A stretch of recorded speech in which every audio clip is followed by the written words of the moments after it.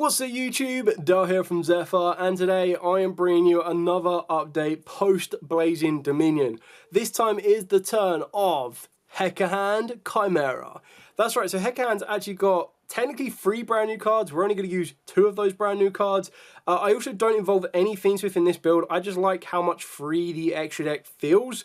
And then also take into account that by the time of recording this video, there's no guarantee that the Fiendsmith package may or may not get hit on the upcoming Forbidden Limited list. And if they do, and DDD Highwave King Caesar or Desiree goes, it kind of leans itself a little bit away from that. And I like the applications of the brand new Dandalos for the Hecahands themselves as well. So I really wanted to explore them a little bit more. So with all of that out of the way, please smash that like button, hit that notification bell, and subscribe so you don't miss out on any more upcoming content. Diving headfirst into the Hecahand monsters. Starting off with 3 of the Hecahand Ibtel. So with the Ibtel, you can play it at 2 if you wanted to, but the idea is that if it battles a monster, neither could be destroyed by that battle. Remember, your Dandalos is going to come in quite clutch in regards to clutch in regards to that. On top of that as well, you get to reveal this card in the hand, shuffle it into the deck, and then special on a Hecahands monster from the deck in defense vision, except itself. If it's sent to the grave, target a Hecahand monster in your grave, except itself, and special summon it. So the other cards that we're going to be playing is the one Yugioh. So reveal it in the hand to add you a Hecahand spell or trap from the deck to the hand. And if it's sent to the ground, add a spell or trap in the grave back to the hand. And then we're playing one of the brand new Hecahands Maki Kubel. So if this card battles, neither monster can be destroyed by that battle. Only each of the following effects once per turn. You get to reveal this card in the hand to fusion summon a Hecahands fusion monster from the extra deck, using monsters from the hand or field, including this card in the hand. If an illusion fusion monster is sent to the grave while this card is in the grave, you get to add this card to the hand. Now it's a big shame that it can't fuse on the field. I would have loved this to have the exact same effect that something like a Cartasia has, but the reveal in the hand is still quite nice. I don't feel you need to play 3 of it. I think that's where your Chimera comes into play, and the fact that your Chimera cards can search out your illusions. You search this out, this then becomes another fusion spell. Now, unfortunately, it does only get you to a Hecahand monster, but that's when you can start to rely less on getting into Jazar and Dandalos and even Xeno in different ways, and just kind of focus this one card, particularly getting into the Dandalos for being aggressive, or Jazar for your consistency. Then got the one Godos, the one Brus, and the one Gygus. You don't have to play one of each of these. I just like the option of playing one of each of these. Brus basically lets you look at a random card in your opponent's hand. If it's a monster, you summon it to your field. If not, it stays in the hand. Godos lets you revive from your opponent's graveyard, but banish it when it leaves the field. And all of these could be summoned if your opponent adds a card from their deck to the hand. This can only do that revival effect during your opponent's turn. And the Gygus looks at the top 3 cards of your opponent's deck, and you summon one monster to your side of the field. So there are different ways that these can work. The idea is that when you steal one of your opponent's monsters, you're going to use it to go into Jazar anyway. Then we've got the one Tartarus, 1 Hidden Hecahands, and then the Ibal and the Yadal. So your Yadal is when your opponent activates a spell or trap, negate it, and then set it. And your Ibal is when your opponent activates a monster effect, negate the activation. If you do, destroy it, and then you get to special summon it. You can play more Hidden Hecahands if you wanted to. I just feel that you can afford to rely less on them right now. It does let you send one other card you control on activation to the grave to then add a Hecahands from the deck to the hand. And if you sent one, you also get to set one. So if you wanted to get yourself access to your Mankiblel a little bit earlier, you could play more of these. Some people don't like Tartarus. I still really like this to get me into Xeno. But you can afford to take out the Tartarus and play a second Hidden Hecahands. Then we've got the bridge, so we've got 3 Nightmare Apprentice.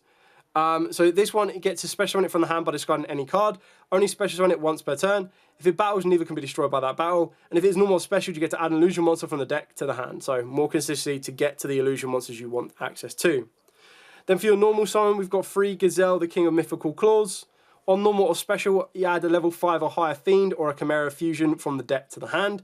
And if it's sent to the grave as fusion material, you add an illusion monster from the deck to the hand. 3 Mirror Sword Knight, another one of your ideal normal summons.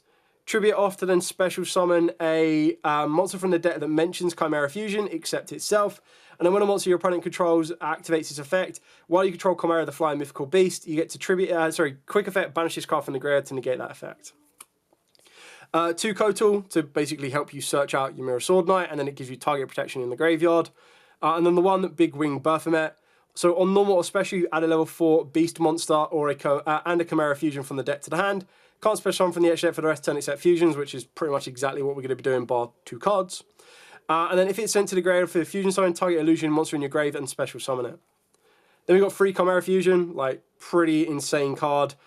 During the main phase, you get to fusion summon a fusion monster from the extra deck using monsters from the hand or field as material, including a beast or fiend monster. During your main phase, if this card is in the grave and you have Chimera the Fire Mythical Beast on the field or grave, you get to activate one of the effects to add this card back to the hand, or banish it and special summon both a Gazelle, the King of Mythical Beasts, and a Baphomet. Now, this is probably the biggest sadness in regards to the whole Chimera archetype, is that the Gazelle, the King of Mythical Claws, should have always been treated as, or on the field can be treated as, or in the graveyard can be treated as. The same for the Baphomet, but sadly not. Then for the non-engine, 3 Multrami Fulos. I feel that if you're not playing this, you're going to play Forbidden Droplet, so either or. 3 Ash Blossom and Joyous Springs.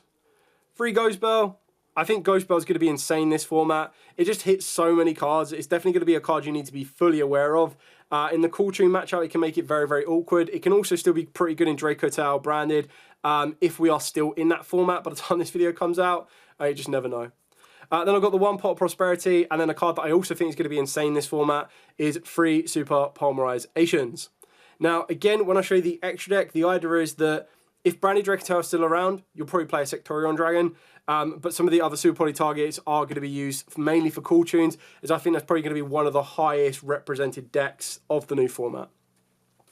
So let's start off with the brand new Hecahands Dandalos. So this card, it's a shame it's common, but, you know, is what it is. It requires 2 Hecahand monsters. Target 1 monster your opponent controls, take control of it. Only use each of the effects once per turn. If it battles a monster, neither could be destroyed by that battle. However, your Hecahand fusion monsters and monsters you control that are owned by your opponent can attack directly. It's a shame that not all Hecahand monsters can attack directly, but then when I look at the Hecahand monsters and how easy they are to get to the field of play, just all of them attacking directly would be pretty crazy. But also remember as well that each of those Hecahand monsters can take control of one of your opponent's monsters. So, very important in that way. Still on the 2 Jazar. So this one basically has the effect that I feel Dandalos should have had. Like all of the Hecahand monsters could have had that effect, which would have been really nice. So it must either be fusion summoned or specialed from the extra deck by treating 2 monsters you control, 1 face-up monster owned by your opponent, and an illusion monster. If this battles a monster, neither could be destroyed by that battle. And then during your main phase, you get to add a Hecahand card from the deck or graveyard to the hand, only each effect once per turn. And then the final Hecahand that we play is the 1 Xeno. So if this card battles a monster, neither can be destroyed by that battle. But again, with your Dandalos, you're going to want to be attacking directly anyway. This one lets you look at 2 random cards from your opponent's extra deck face down, special on one of them to your field. And if it leaves the field, if this fusion summon card you control, or you own and control, is destroyed by your opponent's card effect, you get to take control of any number of monsters your opponent controls, which is non-target and just complete snatch steal. Then for the Chimera cards, we've got the 1 King of the Phantom Beasts, backed up by the 1 Baphomet and the 1 Chimera Illusion Beast. I still like Illusion Beast. I think a lot of people undervalue how good this card is, but entirely up to you. This is where your flex starts to open up. Then for your Super Polymerization targets, I've got 2 Sea Monster Ephesius. You could consider a level 9 Synchro if you wanted to, as that's probably going to be one of the most consistent ones you can make. But the idea is you're just going to use this as a Super Polymerization target to be able to fuse against Cool Tunes, because they always end on 2 tuners. But arguably, if we're still in a branded Dracotail format and those are still dominating, you can very easily play 1 Sea Monster Ephesius and then play 1 Sectorion Dragon. Then we've got the generics, Mud Dragon, Garura, and then the 1 Predaplant Dracostapelia, because not only can you use your fusion monster, but you can use your opponent's as well. The 1 Guardian Chimera, so summon this with Guardian Chimera Fusion, and then usually you'll be destroying and drawing. And then the final 2 cards that are not fusions is the 1 Typhon to get you out of sticky situations, and the 1 SP Little Knight again to get you out of situations when you need a card like this to constantly keep floating around the field. And that's pretty much it for the entire main deck. The deck it's less combo in regards to like how it would add the Fiendsmiths to the route of play.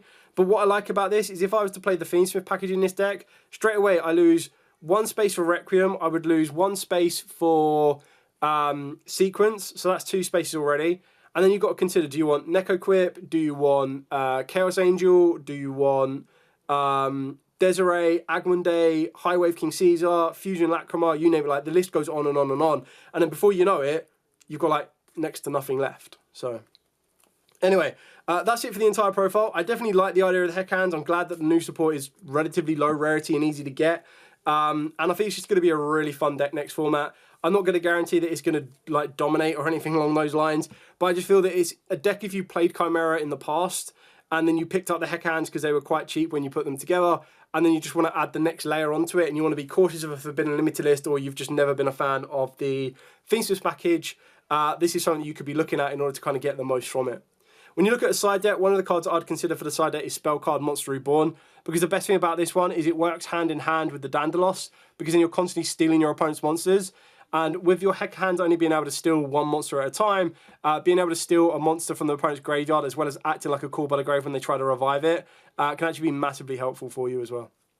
Anyway, thank you so much for watching. If you do have any questions, by all means, comments down below. I'm more than happy to answer them. For now, as absolutely always, stay safe and, of course, happy dueling.